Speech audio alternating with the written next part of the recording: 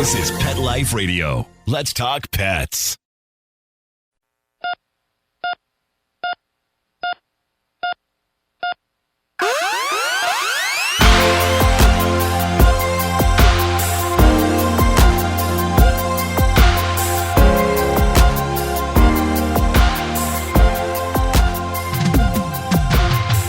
Welcome to ER Vet on Pet Life Radio. I'm your host, Dr. Justine Lee, and I'm an emergency critical care veterinary specialist and toxicologist. Thanks for joining us. Today, we're going to be talking about all things feline and why they not only make amazing feline family members, but the importance of the role of cats in our lives. I'm really excited to have guest Taylor Chastain Griffin, who's the National Director for AAI Advancement. We'll be right back after these messages. Take a bite out of your competition. Advertise your business with an ad in Pet Life Radio podcasts and radio shows. There is no other pet-related media that is as large and reaches more pet parents and pet lovers than Pet Life Radio. With over 7 million monthly listeners, Pet Life Radio podcasts are available on all major podcast platforms. And our live radio stream goes out to over 250 million subscribers on iHeartRadio, Odyssey, TuneIn, and other streaming apps. For more information on how you can advertise on the #1 pet podcast and radio network, visit PetLifeRadio.com/advertise today. Let's Talk Pets on PetLifeRadio.com.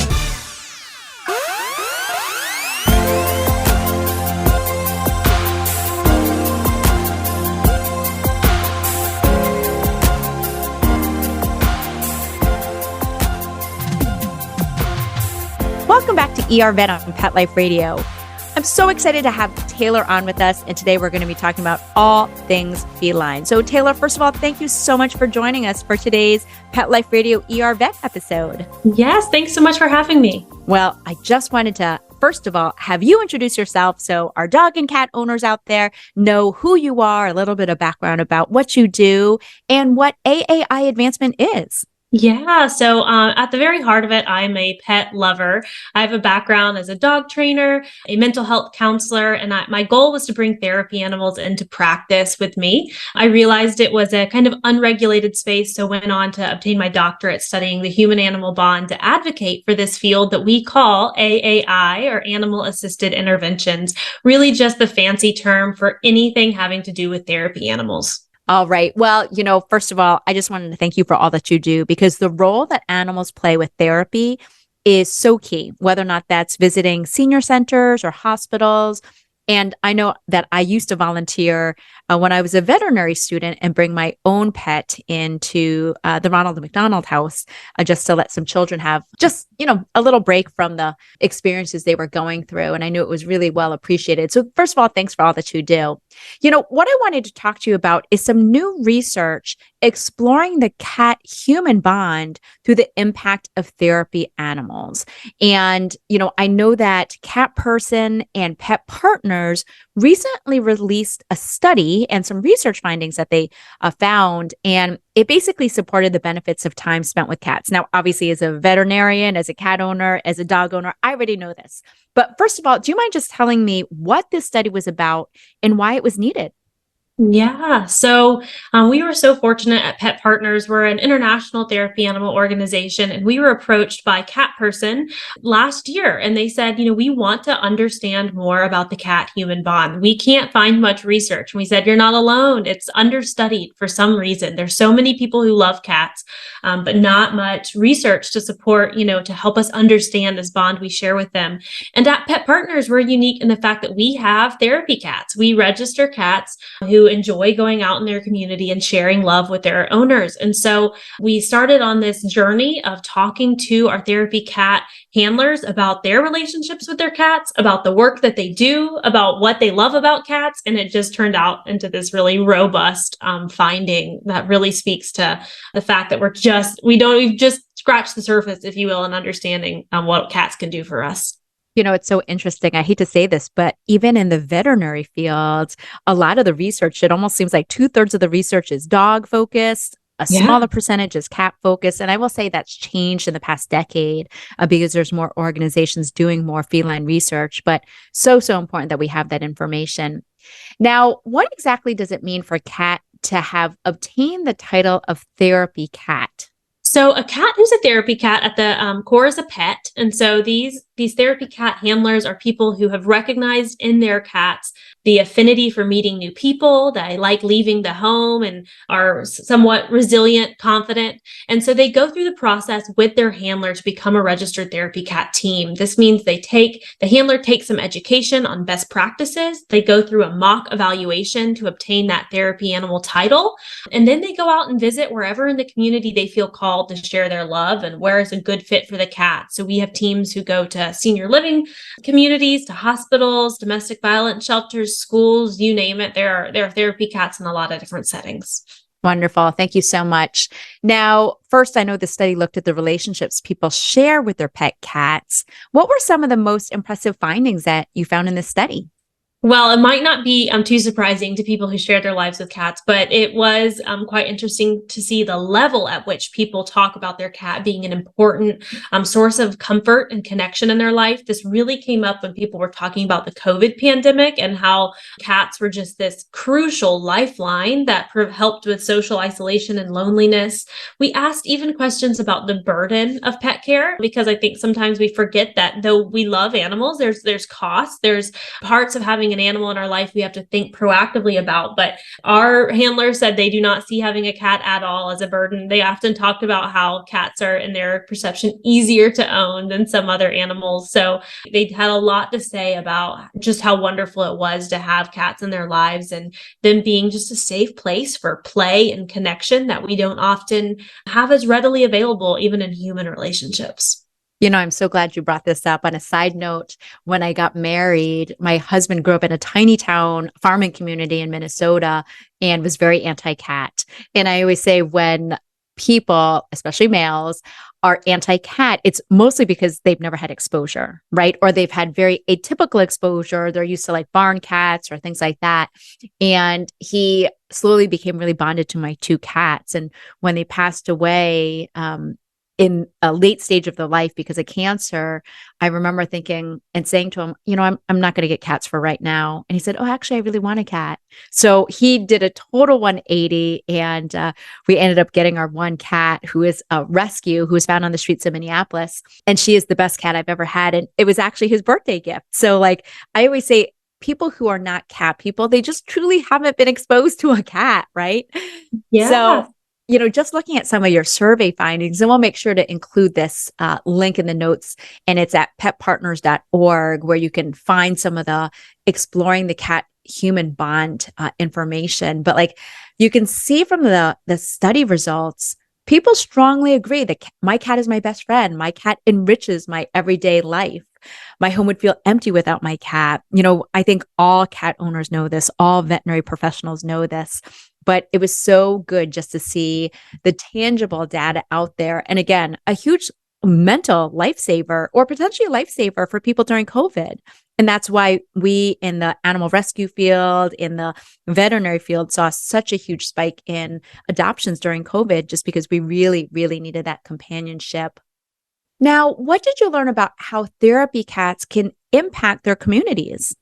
So, you know, this was a really interesting study. In this field, it can be challenging to get the perspectives of the facilities where therapy animals go. And so fortunately, we were able to talk to facility contacts and to our pet owners to understand the impact of therapy cats. And what was really cool to see is that in many cases, the facility contacts reported even higher impact than the handlers themselves. We saw people talking about patients having decreased depression, decreased loneliness, more engagement, social interaction. There were some really moving testimonies when it came to people in memory care units talking about childhood pets or remembering the therapy cat and their handler over time. And we also saw, and you touched on it, that challenge of what people assume to be our, cats. People were so shocked to have a therapy cat come down the hallway. In fact, 100% of the participants in the study said that people are always shocked to see a therapy cat, and to learn learned that cats can be trained, that cats can be affiliative, they can be nurturing. And so we broke a lot of barriers, or we understand a lot of barriers are being broken through these therapy cat visits. Awesome information. I love the fact that the study reported the facility contacts and how they reviewed and saw the direct impact of therapy cats directly on their patients. And I love the fact that, you have evidence now to say, yes, cats definitely decrease depression. They decrease that anxiety, that loneliness, that isolation. On a side note, my dad, my own father, has severe Alzheimer's. And I remember it was probably 1 or 2 holidays ago where I had bought him a Joy for All companion pet. So it's basically a stuffed animal that looks like a real cat. It meows. It's got built-in sensors that respond to motion and touch. It's got, fake fur. And I remember, my husband and a couple of people being like, oh, that's such a weird gift. But my dad loved it, and so it doesn't even have to be a live cat. It's a robotic cat or a robotic dog that a lot of people with severe dementia or Alzheimer's really, really bond to. Again, reiterating the importance of that cat or dog human animal bond. Now, I know that participants in the study often talked about how therapy cats had a unique impact compared to other therapy animals. Do you mind just elaborating on that? Yeah, so of course, at Pet Partners, we love all of our therapy animals, but we are very interested in how different animals are received. And we know, there are preferences. And the very foundational level, our participants talked about how having a therapy cat opened up the ability for people who are just not dog people to still have a therapy animal visit. Some people, are scared of dogs or prefer smaller animals. And so therapy cats are great for that. But there was also conversations about unique aspects of a cat. Even the cat's size, the purring being cited as kind of having this healing quality. And people said there's something special when a cat chooses you. Now, they tend to assume there were all kinds of remarks. Therapy dogs, they like everyone. But therapy cats, there still seems to be this, you feel special when a cat approaches you, trusts you, and shows you kind of over time who they are. There's a little bit more relationship building cited, which I can't wait to just dive into further. I think it's an area we should research for sure. Exactly. It's like you've been chosen, right? It's interesting. As a veterinarian in our household, we have 1 cat, 2 dogs, 20 plus fish. And I remember when I was going to the Minnesota State Fair with my 6-year-old son, they had something called Read to a Breed. And it's where you could read to a purebred dog or, a domestic short hair cat. And so there were a lot of golden retrievers and a couple other breeds out there. And my son, of course, wanted to get in the longest line, which was the one therapy cat that you could read to. But even things for children to be able to, they feel more comfortable reading to a pet, I just thought was so amazing. And again, just shows the importance of that cat-human animal bond. We'll be right back with this really important message. And again, with Taylor, we'll talk about the rest of the results of the study right after these messages. Molly, here's your dinner. Zeus, that's not your food. Don't let that happen to your precious cat. Elevate your cat's eating experience with the Cat Tree Tray. The Cat Tree Tray keeps your cat's food off the floor and conveniently located on the cat tree. It's the perfect way to eat. It's a beautiful wrought iron tray that easily attaches to your cat tree and keeps dogs and other critters out of your cat's dish. A must for multi-pet households. There's a 6-inch tray for large bowls and a 4-inch tray for smaller bowls. Purchase your Cat Tree Tray today. Go right now to cattreetray.com. That's cattreetray.com. cattreetray.com. Let's talk pets. Let's talk pets On Pet Life Radio. Pet Life Radio. PetLifeRadio.com.